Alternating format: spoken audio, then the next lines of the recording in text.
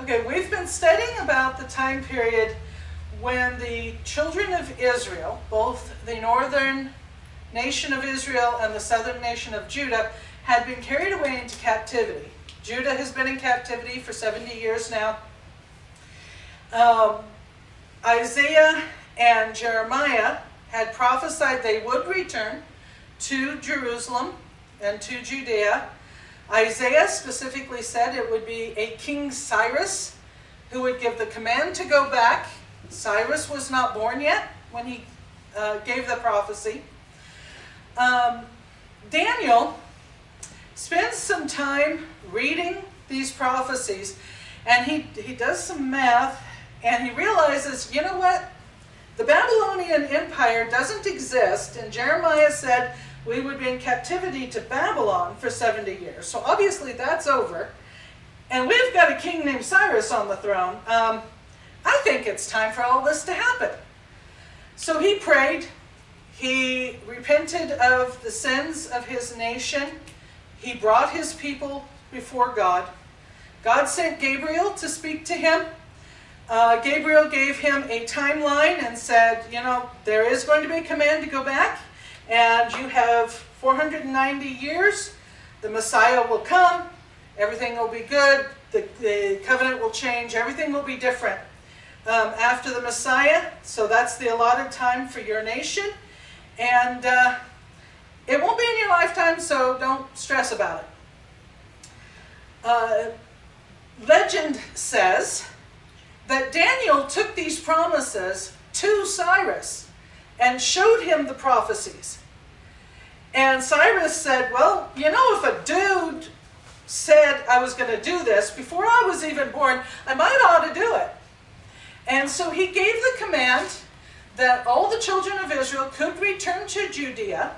He gave them back all of the plates and dishes and tools and everything from the temple. He gave them extra money to rebuild the temple, commanded them to pray for him when they got there. There were a lot of Jews who could not go back. They were too old, or their jobs wouldn't let them where they were, or their life situation wasn't where they could. They also gave gifts to go back and help fund the return. And many, many people did go back. The Bible tells us it was about 45,000 people that returned to Judea.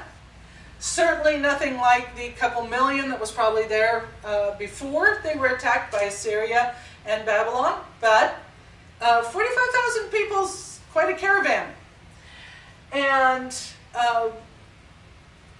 God kept them safe on the road there. We have record from Ezra, who was the leading priest, where he prayed for their safety, and he recorded the amount of gold they were given before they left and how much they had when they got there, which was the same amount because they were being honest. The interesting thing, Ezra gives name lists, not of all 45,000 people, of course. Our Bible would be much too big. But he gave names of certain important people, as well as the names of certain families that returned. And in some cases, the names of all the residents from such and such a city returned. Nehemiah repeats the list. The two are almost identical, and the differences can be attributed to differences in translations. So we have the list twice, two authors. The interesting things in reading the lists, I found the name of Mordecai. Is this Esther's Mordecai? Probably not. Since we haven't studied the story of Esther yet, and best we can tell, Ahasuerus isn't on the throne yet. So it's probably not that Mordecai, but it's interesting that that name is on the list. There is also a Daniel listed. Is it our Daniel? Maybe. He would have probably been in his 80s, possibly late 70s. He was a young man when he was carried captive. We don't know what age that means. We don't know if that means 13 or if that means 23. So, but he would still be alive, obviously. He was praying right before the command went back. On the other hand, he will have one more prophecy, one more vision, recorded in the book of Daniel, and in that vision he is standing by the Tigris River. I don't know if he was physically standing by the Tigris River, which the Medo-Persian Empire did control, or if in the vision he was standing by the river. Legend says he was buried in the city of Susa, which was the capital city of the Medes. We don't know for sure. It looks like maybe he didn't go back, but someone named Daniel did go back. So I like to think he went back. Maybe he took a vacation and then went back to Susa.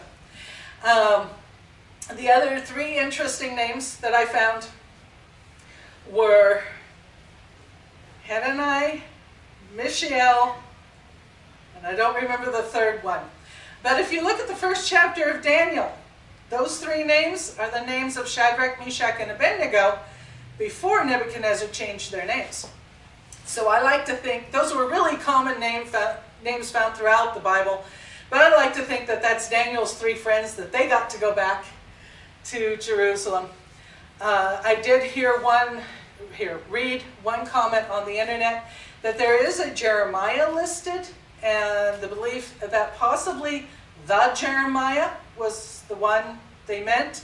I did not have time to search it out and find it out, but I think that'd be cool too, if he got to go back to Jerusalem. So, God has fulfilled his promises. Despite everything, it looked like the entire nation of Judea and Israel are destroyed and will never come back, and yet, God promised they would, and they did. So let's sing our song. God made me